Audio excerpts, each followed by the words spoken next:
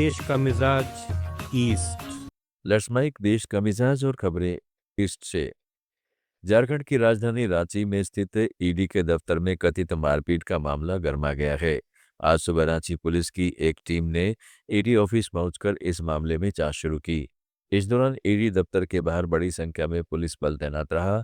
बता दें कि पेयजल विभाग के क्लर्क संतोष कुमार ने आरोप लगाया ईडी के सहायक निदेशक प्रतीक और उनके सहायक शुभम ने उन्हें ऑफिस बुलाकर मारपीट की, सिरफोड़ा और सबूत मिटाने की कोशिश की। कुमार की शिकायत पर ही पुलिस मामले की जांच के लिए ईडी ऑफिस पहुंची। वहीं ईडी के सूत्रों ने मारपीट के आरोप को साजिश बताया है। ईडी का कहना है कि संतोष कुमार को सम्मन नहीं भेजा गया था। ईडी ने इस मामले में हाईकोर्ट जाने की बात कही है। बिहार विधानसभा चुनाव के बाद जनसुराज पार्टी के नेताओं का अब प्रशांत किशोर से मोहभंग होने लगा है। जनसुराज के प्रमुख चेहरों में से एक भोजपुरी गायक रितेश पांडे ने पार्टी छोड़ दी तो मनीष कश्यप फिर से यूट्यूबर बन गए हैं। वहीं पूर्व केंद्रीय मंत्री आरसीपी सिंह ने भी मुख्यमंत्री नीतीश कुमार की तारीफ कर घर वापसी के संकेत दे दिए हैं। आरसीपी सिंह ने बदलते सियासी तेवर को देखते हुए नीतीश कुमार की अगुवाई वाली जेडीयू ने उनके लिए अपने दरवाजे खोल दिए हैं। नौकरशाह से राजनेता बने आरसीपी सिंह कभी नीतीश कुमार के राइट हैंड और सबसे भरोसेमंद माने जाते थे। जेडीयू कोटे से वह 2 बार राज्यसभा सदस्य रहे और पार्टी के राष्ट्रीय अध्यक्ष की कुर्सी संभाली, लेकिन राजनीतिक महत्वाकांक्षा में उनके रिश्ते खराब हो गए। आरसीपी सिंह 2022 में जेडीयू छोड़कर भाजपा में गए और उसके बाद अपनी पार्टी बनाई, लेकिन बाद में प्रशांत किशोर की जनसुराज का दामन थाम लिया। पश्चिम बंगाल के घटनाक्रम और वहां की मुख्यमंत्री ममता बनर्जी की बयानबाजी पर बिहार के उप मुख्यमंत्री विजय कुमार सिन्हा ने कहा, बिहार में भी वोटरों के नाम कटे थे, लोग बहुत छाती पीट रहे थे। बिहार की जनता ने जनादेश देकर चुनाव आयोग पर मोहर लगा दी कि आपने सही काम किया है।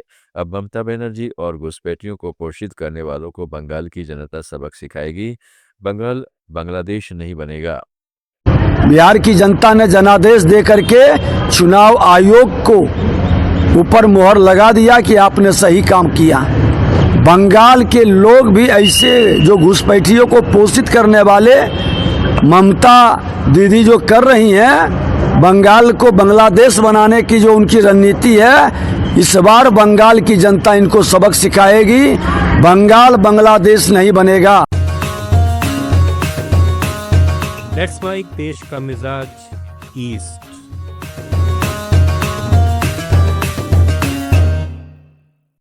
ओडिशा में उच्च शिक्षा की गुणवत्ता और पहुंच में सुधार लाने के प्रयासों के बीच राज्य के 8 जिलों के कम से कम 10 डिग्री कॉलेजों में 2025-26 शैक्षणिक सत्र में शून्य प्रवेश की सूचना दी है। राज्य सरकार ने इस मामले की जांच के आदेश दिए हैं। ओडिशा में 1047 डिग्री कॉलेज हैं, जिनमें 49 सरकारी संस्थान शामिल हैं, जबकि शेष सरकारी सहायता प्राप्त, गैर सरकारी सहायता प्राप्त और निजी कॉलेज हैं। ये कॉलेज मुख्य रूप से स्वयं वित्त पोषण के आधार पर पाठ्यक्रम प्रदान करते हैं। चालू शैक्षणिक वर्ष के प्रवेश आंकड़ों से पता चलता है कि कुछ संस्थानों में छात्रों की रुचि में चिंताजनक गिरावट आई है। इन 10 कॉलेजों में एक सरकारी कॉलेज भी शामिल है। छत्तीसगढ़ के महादेव सट्टेबाजी ऐप केस में ईडी ने बड़ा एक्शन लेते हुए 21 करोड़ 45 लाख रुपए की संपत्ति जब्त की है। एजेंसी का कहना है कि यह कार्रवाई अवैध ऑनलाइन सट्टेबाजी गिरोह से जुड़े मनी लॉन्ड्रिंग मामले की जांच पर आधारित है। यह गिरोह कथित तौर पर छत्तीसगढ़, मध्य प्रदेश, राजस्थान और अन्य राज्यों में सक्रिय था।